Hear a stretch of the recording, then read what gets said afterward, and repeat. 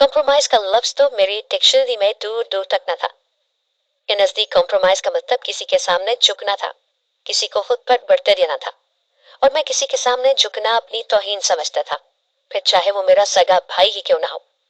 मैं अम्मा की बातों को एक कान से सुनता और दूसरे कान से निकाल देता था, लेकिन यही सारी बातें मुझे आगे जाकर बहुत याद आने वाली थी।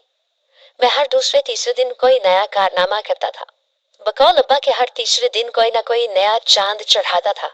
अब अब्बा मेरी आदतों और मेरी हरदर्मी से सख्त मुतनफिर हो चुके थे और उनका ये रवैया मुझे मजीद हरदर्मी पर मजबूर करता था। मैं जैसे ही 24 साल का हुआ, अब्बा ने मुझे लगाम डालने के लिए मेरी शादी कराने का फैसला किया। मैंने जब यह फैसला सुना तो मेरे तलवा लगी और सर पर बुझी थी। मैं फौरन हत्थे से उखड़ गया था। मैं अभी शादी नहीं करना चाहता था और अब्बा की पसंद की लड़की से तो बिल्कुल भी नहीं। ये मेरी जिद थी जो मैं अब्बा के मुकाबिल खड़ा हो गया था, मगर वो भी मेरी शादी अपनी मर्जी की जगह कराने पर बजिद थे। अब्बा जिस लड़की का कह रहे थे वो लड़की मेरी फूफो जात थी। फूफो चूंकि पिता थी, इसलिए वो और उनकी इकलौती बेटी समिया हमारे साथ हमारे घर में ही रहती थी और मुझे इंतहाई जहर लगती थी। वो मुझसे ज्यादा मेरे भाई के आसपास भटकती रहती थी और इंतहाई मुंहफट और बदतमीज थी।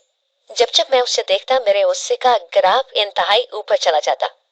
वो अक्सर मेरी अना पर चोट कर जाती थी और मैं हर मर्तबा आदत के बरखिलाफ उसकी हर बात बर्दाश्त कर जाता था। लेकिन ये भी सच था कि मैं उसे अपने भाई के आसपास बिल्कुल भी नहीं देखना चाहता था।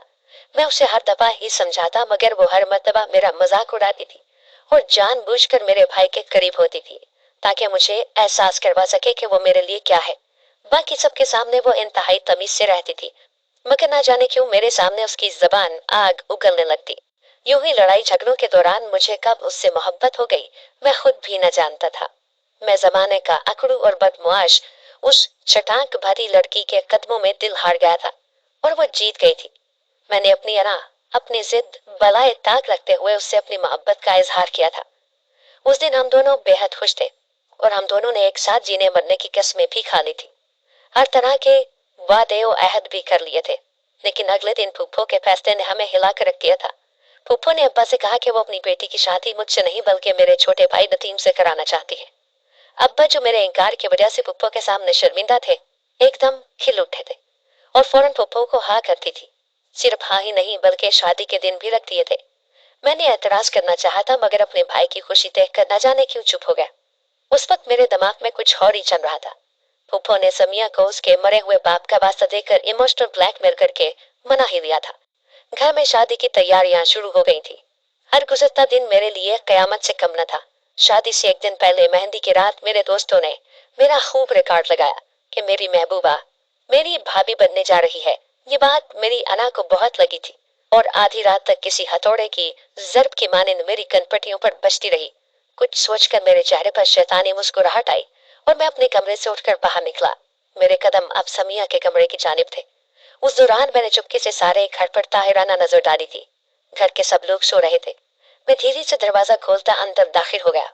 मेरे सामने ही वो महव ख्वाब थी। वो अब मेरे छोटे भाई की होने वाली बीवी थी। मुझे जो कुछ करना था अभी और इसी वक्त करना था, क्योंकि उसके बाद मुझे कभी मौका न मिलना था। मैं वहां गया तो किसी और काम से था, मगर उस रात मुझसे वो गुनाह सरसद हो गया जिसका पछतावा मुझे सारी जिंदगी रहना था। मेरी एक गलती ने सब कुछ बर्बाद कर दिया था। अगली सुबह सवेरे ही अब्बा ने मौलवी को बुलाकर मेरा और समिया का निकाह करवा दिया। निकाह के कुछ ही देर बाद मैं अपनी बीवी को लेकर उस घर से निकल आया था। मैं अब एक लम्हे के लिए भी यहाँ नहीं रुकना चाहता था।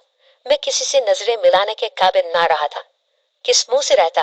मैंने सोच किया था कि मैं दोबारा कभी भी इस घर में कदम नहीं रखूंगा। खैर, मैंने एक कमरा किराए पर ले लिया। उसके साथ किचन और बाथरूम भी था। मैं अपनी बीवी को लिए वहां रहने लगा। मैं पास ही एक बैंक में नौकरी करता था। वक्त गुजरता जा रहा था। मेरे घर दो बच्चों की पैदाइश हुई। दोनों की उम्र में सिर्फ 2 साल का ही गैप था। उसी दौरान बैंक में चोरी हुई। बैंक पहले ही दिवालिया होने के करीब था। ऊपर से होने वाली डकैती ने सब कुछ लूट लिया था। नौकरी और तनख्वाह तो हाथ से जानी थी, सो गई, मगर जो रकम बैंक में जमा करवा रखी थी वो भी डाकू लूट कर ले गए थे और किसी जगह नौकरी भी न मिल रही थी। यहाँ बैंक में भी बड़ी मुश्किल से लगा था। ना पास कोई डिग्री थी और ना ही कोई हुनर। अपनी उम्र तो मैंने अय्याशी में गुजारी थी। काश के उस वक्त पढ़ लिया होता तो आज ये नौबत ना आती। दिल वापस घर जाने का करता, मगर मेरी अना को ये चीज मंजूर न थी। एक दफा मैं और मेरी बीवी गए थे वहां, मगर घर वालों ने हमें बेइज्जत करके निकाल दिया था। निकालना क्या था, हमें किसी ने घर के अंदर घुसने तक न था। तब से मैंने कसम खा ली थी कि चाहे कुछ भी हो जाए, मैं मरता मर जाऊंगा, मगर अब कभी भी उनके सामने हाथ नहीं फैलाऊंगा। हालात रोज बरोज बुरे होते जा रहे थे। किसी जगह नौकरी न मिल रही थी, और छोटी मोटी नौकरियां करना तो मेरा स्टैंडर्ड था ही नहीं। घर का साजो सामान एक एक करके बिक चुका था। घर में फाकों की नौबत आ गई थी। मैं 3 दिन से जगह जगह नौकरी तलाश करता फिर रहा था, मगर कोई नौकरी न मिली। कितनी छोटी मोटी नौकरियां मैं अच्छी नौकरी के चक्कर में गवा चुका था। अब बस एक ही हल था। मेरी बीवी बच्चों को साथ लिए कहीं गई हुई थी। मुझे बीवी का बुर्का नजर आया तो मैंने बुर्का पहन लिया और अच्छी तरह हिजाब नकाब ओढ़कर बाहर निकल गया। अब सिर्फ भीख मांगना ही बचा था। मैं अभी एक ही दुकान पर पहुंचा जब मुझे हैरत का शदीद झटका लगा, जब दुकानदार ने मशकूक नजरों से अतराफ से देखते हुए एक थैला मुझे पकड़ाया और कहने लगा, ये बहन, इसमें मैंने सारा सामान डाल दिया है, फिर भी अगर किसी चीज की जरूरत हुई तो बिना इजाजत आकर ले जाना। वो मुझे शायद मेरी बीवी समझ रहा था। मैं बिना कुछ बोले चुपचाप उससे वो थैला पकड़े घर की तरफ जाने लगा था, जब रास्ते में कई मर्दों ने मुझे मेरी बीवी समझकर हजारों नोट दिए। मैंने सारा सामान और पैसे बीवी के घर आने से पहले घर पहुंचा दिए और बुर्का उतार कर उसी जगह रख दिया। दूसरे दिन मैं फिर गया, फिर यूं ही हुआ। तीसरे दिन मैं फिर गया तो एक शख्स ने मुझे नोट पकड़ाए और कहा, तुम्हारे शौहर को शक नहीं होना चाहिए। उस दिन जब मैं घर आया तो बीवी घर में मौजूद थी। मुझे बुरके में देखकर वो परेशान हो गई थी, मगर आजकल मेरा मिजाज बहुत गर्म रहता था, इसलिए कुछ भी न बोली। जबकि मैं तजस्सुस में पड़ गया था कि ऐसी क्या बात थी कि जिसका मुझे शक नहीं होना चाहिए था। मैं थोड़े दिन देखता रहा, मगर मेरी समझ में कोई मामला न आया। तब एक दिन अपनी बीवी से झूठ कहा कि मैं शहर से बाहर जा रहा हूँ और चुप कर उसकी निगरानी करने लगा। मगर कुछ ही देर बाद मेरे पैरों तले से जमीन निकल गई। जब मेरी बीवी बुर्का पहने बाहर आई, फिर 6 मर्दों को लिए वापस घर चली गई और कमरे का दरवाजा बंद कर दिया। मैं ये सब देखकर एकदम तैश में आ गया था और फौरन से लंबे लंबे डाग पड़ता अपने कमरे की जानिब आने लगा। मैं नहीं जानता था कि गुर्बत खत्म करने के लिए मेरी बीवी इस कदर गिर जाएगी कि यूं मेरी पीठ पीछे से ये सब शुरू कर देगी। वो 6 मर्द कौन थे, उनको मैं अच्छी तरह पहचान चुका था। काश के मैं जन को पहले ही पहचान लेता तो आज ये नौबत ना आई होती। ये सब न जाने कब से चल रहा था, न जाने कब से मेरी इज्जत का फारूदान निकाला जा रहा था। मैंने गुस्से से दरवाजे पर लात मारी और दरवाजा लॉक नहीं था, सो एक झटके से खुलता चला गया। मुझे देखते ही वो सबके सब हड़बड़ा कर उठे थे और फिर अपना अपना सामान समेटे कमरे से बाहर निकल गए थे। सबके चेहरों की हमाइयां उड़ी हुई थी। बीवी एक जगह शल सी खड़ी थी। शायद उसको मेरे आने की उम्मीद नहीं थी। उसके चेहरे का रंग सफेद पड़ चुका था।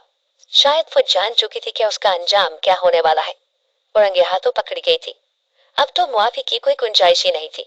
इससे पहले कि मैं कुछ कहता, पीछे से आने वाली आवाज पर मैं अपनी जगह साकित हो गया था। यह आवाज मेरे अब्बा की थी। अब्बा ने मेरे आगे हाथ जोड़ लिए थे कि मैं उन्हें मुआफ करके जन के साथ घर चलूं, मगर मैं उस घर में नहीं जाना चाहता था जहां किसी को मुझ पर एतबार ही नहीं था।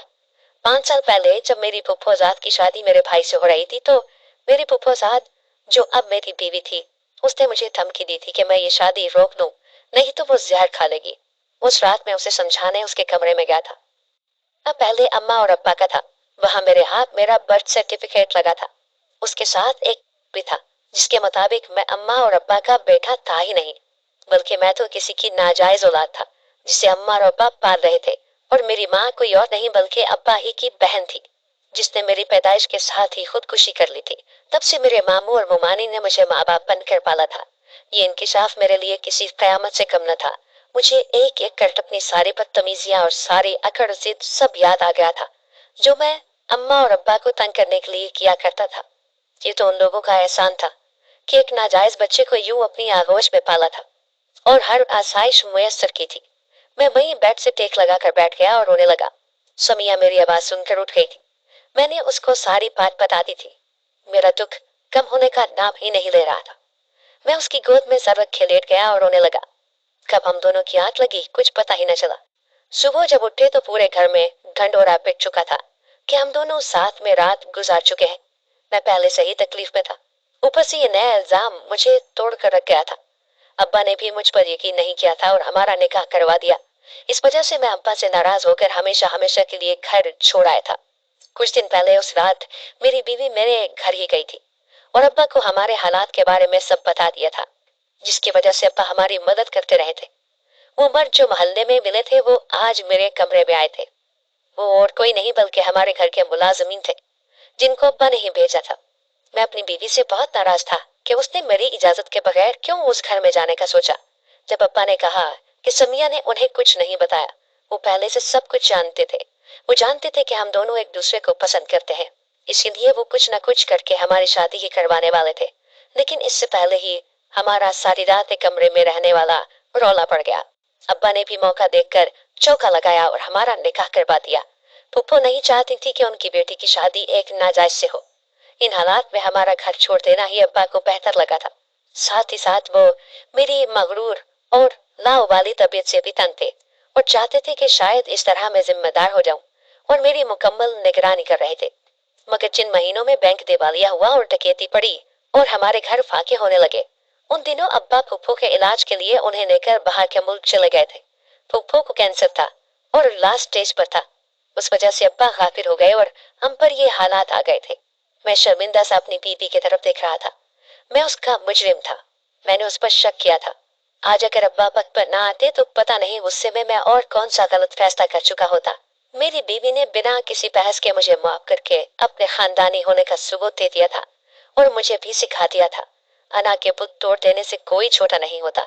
जहाँ कहीं जरूरत पड़े थोड़ा बहुत झुक जाना चाहिए।